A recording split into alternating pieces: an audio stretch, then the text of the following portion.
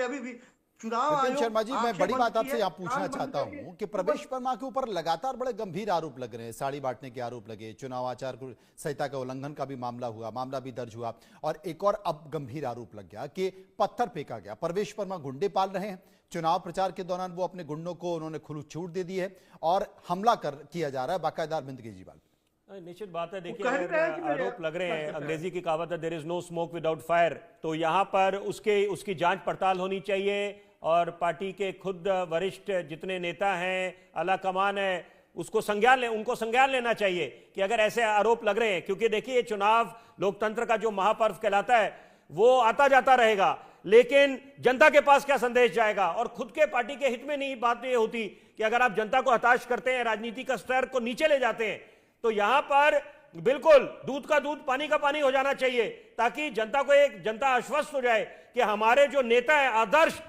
तभी तो जनता, एक आम आदमी सोचिए आप उनके दृष्टिकोण से, जब अपने कंफर्ट जोन से वो बाहर निकलते हैं इस अपेक्षा से, इस उम्मीद से कि ये फलाना नेता हमारे अच्छे दिन लेके आएगा, हमारे अधूरे सपनों को अंजाम तक पहुंचाएगा, लेकिन वो कितना मायूस होता होगा जब वो देखता होगा ये दृश्य, विचलित करने वाले दृश्य हैं, दिल दहलाने वाले दृश्य हैं। विपिन जी, मैं एक चीज और पूछना चाहता हूं, क्योंकि ये घटना तो हो गई, जिस तरीके से प्रवेश वर्मा अपने कार्यकर्ताओं के साथ खड़े, वो चाहते थे तो अपने आप को अलग कर सकते थे।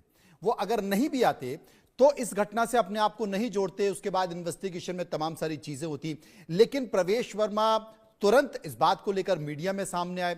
उन्होंने कहा कि वो हमारे कार्यकर्ताओं पर गाड़ी चढ़ाना, आम आदमी पार्टी उन्हें गुंडा बताने की कोशिश कर रही है, लेकिन प्रवेश वर्मा इसमें जरा भी नहीं हिचकिचाए। उन्होंने कहा कि हमारे कार्यकर्ता पर हमला किया गया, गाड़ी चढ़ाई गई।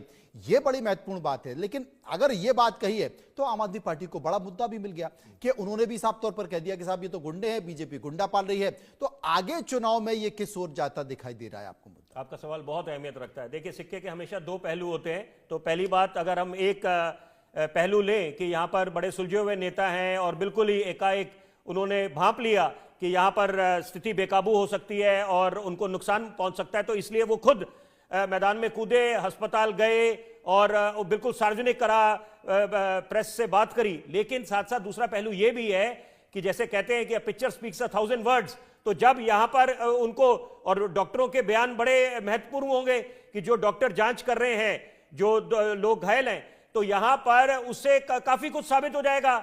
तो यहां पर क्योंकि ये अभी बिल्कुल ही एक प्रिलिमिनरी स्टेज है, अभी शुरुआती दौर है, तो यहां पर किसी भी निष्कर्ष पे पहुंचना जल्दबाजी होगा। लेकिन आपका दूसरा सवाल देखिए कि यहां पर इसका कितना असर पड़ेगा, इंपैक्ट क्या होगा दिल्ली के चुनावों में। दिल्ली जब 5 फरवरी को दिल्ली की जनता वोट डालने जाएगी, देखिए बहुत बेशुमार मुद्दे हैं।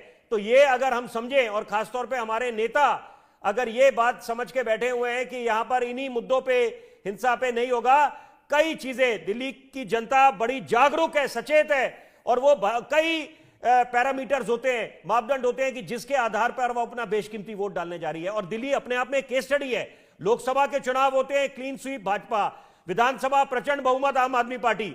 इसका मतलब ये नहीं, जनता वही है, दिल्ली की जनता बदलती नहीं है जब वोट डालने जाती है लोकसभा या विधानसभा।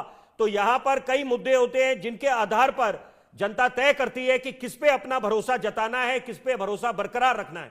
ये बड़ा सवाल है। मेरे साथ